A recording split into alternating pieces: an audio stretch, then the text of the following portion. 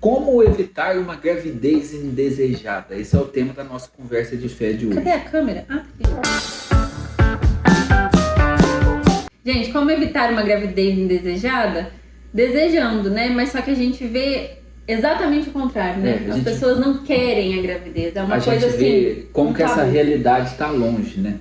Exatamente. A gente tem um vídeo aqui que eu vou deixar linkado em algum lugar que a gente falou quantos filhos o casal católico deve ter. E quantos filhos que é? Quantos filhos Deus quiser. À medida da possibilidade, é lógico, ninguém vai fazer nenhuma loucura, mas na possibilidade do casal, quantos filhos que Deus quiser. E deu muita polêmica, as pessoas cobravam com a gente, reclamou, como vocês falam isso, ter quantos filhos Deus quiser?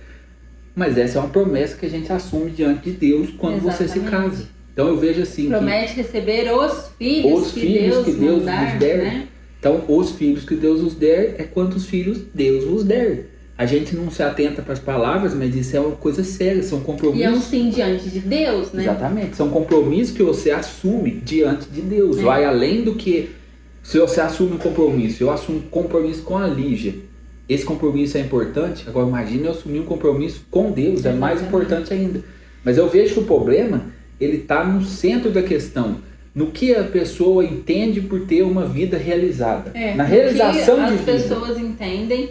E também na indústria do método contraceptivo, que hoje em dia é muito forte.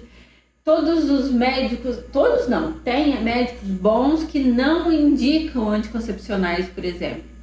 E hoje eu estava conversando com uma amiga e ela falando assim que os malefícios que o anticoncepcional causa para ela. E ela teve que parar de tomar por um período e ela depois voltou a tomar. Ela falou assim, gente, mas eu sou outra pessoa com esse anticoncepcional. Mas o que é isso? O anticoncepcional veio para falar assim, você tem o controle do seu corpo, você faz do jeito que você quer, você controla os filhos. E não é assim, gente, não é assim. E assim, eu vejo que nós somos prova disso totalmente. Não é assim se você tem fé. A gente não está falando de uma maneira geral, nós chamamos amigo católico, se você não conhece, prazer, nós somos do Conversa canal de fé. Amigo Católico, Conversa de Fé, então nós estamos falando para quem tem fé. E para quem tem fé, não é assim que você vai escolher, a minha família ideal, eu vou me formar, eu vou estudar e eu quero ter só um filho para não dar muito trabalho. No máximo 2, né? Isso não é... Aquele ditado entra muito nos dias de hoje, tipo assim, 1 é pouco, 2 é bom, 3 é demais. É demais. Exatamente. E a gente vê as famílias cada vez menores e essa ânsia de querer ter financeiro, sucesso. Eu vejo muita gente falando assim, de sucesso, que as pessoas têm inveja do sucesso e que você vai conseguir o sucesso. Mas que sucesso? O que é sucesso? O que é esse sucesso? Sucesso financeiro, de ter muito dinheiro, a vida passar, depois não conseguir engravidar porque já tá velho demais? Quantas pessoas eu sei disso, gente? Que aí depois chega na hora de ter filhos, tá lá, com 40 anos, a mulher já não consegue mais, porque não tem mais a produção de óvulos suficiente. E aí? Passou, o tempo passa e a hora de ter filhos é enquanto é fértil, né? E aí as pessoas, enquanto é fértil, quando tá tudo certo para arrumar filho, elas vão em top de anticoncepcional. Pra quê? Nossa sociedade, as pessoas não querem sofrer. Elas não querem sofrer a renúncia de si mesmo, elas não querem sofrer desapego. E para ser mãe, para ser pai, precisa disso tudo. Precisa mesmo, gente. Renunciar-se. Renunciar. E eu falo que é por experiência própria, porque quando a gente teve a Laura, né, eu falo para qualquer um, pessoal, eu jurei nunca mais ter mais filhos. Mas por quê? Porque eu não entendi o que é ser mãe, o que é ser família. Eu não entendi, a gente falava que era católico, mas você não sabe nenhuma dimensão do que é o mundo católico. Eu não tinha proporção da grandiosidade da promessa que eu fiz diante do padre lá no meu matrimônio. A gente tinha noção do que a gente era chamado. Então. Né? A gente não tinha essa noção. Não tinha essa noção, de jeito nenhum. Agora que a gente entende o que é a noção de família, para que serve o matrimônio, para que serve a família, para gerar vida, para gerar filhos. Então vocês vão ter quantos filhos? Não vai prevenir. Gente, não é assim. Ser aberto à vida é estar de acordo, lógico, com a realidade.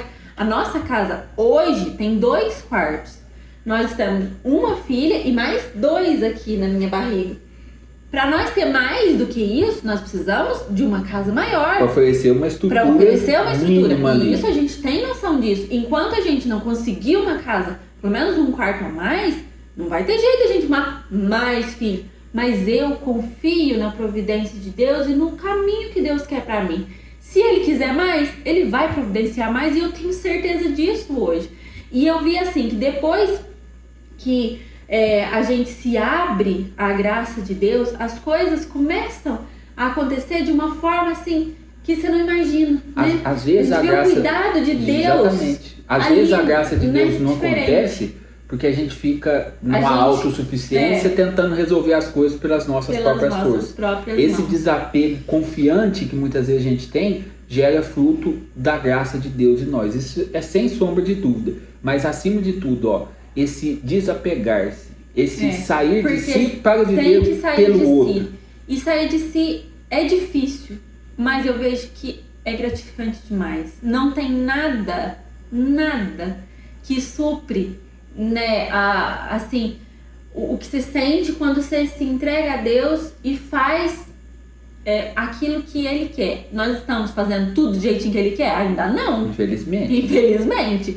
Porque eu tenho certeza que se eu já tivesse feito tudo do jeitinho que Ele quer, eu estaria ainda mais feliz, ainda mais realizada, estaria com o meu sucesso alcançado. Quem sabe um dia, né? Essa é a meta, a santidade. É a minha meta. Não é o que eu tô vivendo agora, porque a gente é humano. E infelizmente a gente ainda não conseguiu. Igual o Padre Jonas, mas eu tenho sim esse propósito. O Padre Jonas falava assim que a gente não é mais o que a gente era, mas ainda não é o que a gente deve ser. A gente está nessa caminhada. Mas agora, isso aqui é questão de foco e de objetivo. A gente está propondo aqui, o que eu queria propor com esse vídeo é para você inverter o foco das coisas, para você inverter o objetivo da sua vida. Não é assim, como evitar uma gravidez indesejada. Deseje ser mãe, deseje ser pai, deseje ter família. Os planos que Deus tem para você. Deseja isso do fundo do coração. E os planos de Deus são tão perfeitos que eu falo pro Diego, né? A gente tem a Laura, ela já tem quase 8 anos. E quando nós resolvemos, né? Porque a Laura não foi planejada. Eu não gosto muito dessa palavra, né? Porque pra mim ela tava nos planos de Deus sempre. Mas a gente não pensou, digamos assim, né? Agora que nós planejamos, né, esta gravidez, o que aconteceu?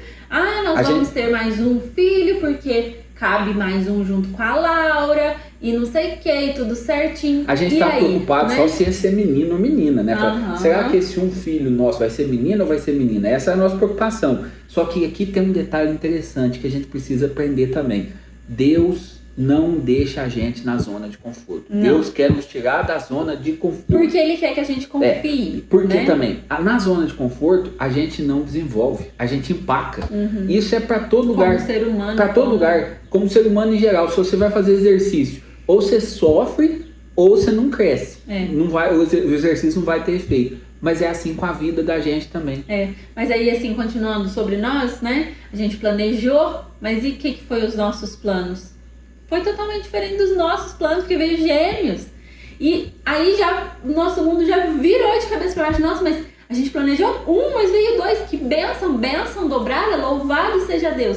Mas tá Deus tirando a gente da zona de conforto de novo. E falando, quem comanda sou eu. Não, Deus falando, né? Deus nos falando, quem comanda sou eu, vocês não têm controle de nada. E a gente insiste em querer ter controle da nossa vida, e enquanto a gente achar que tem, a gente vai tentar caminhar sozinho. E sozinho a gente não dá conta. Não dá conta. Quanto mais a gente confiar em Deus, mais a gente se entregar para Deus, mais feliz a gente vai ser, mais pleno, mais realizado, mais sucesso a gente vai ter. Eu acho que o nosso desejo, em primeiro lugar, deve ser fazer a vontade de Deus. Porque uma vez eu aprendi uma coisa: a nossa santidade, a vontade de Deus será cumprida em nós quando nós vivermos felizes. Deus quer nos ver felizes, mas quer nos ver felizes de verdade. Às vezes a gente tem planos materiais, mas a felicidade não está ali. Deixa Deus conduzir você, conduzir a sua vida, coloque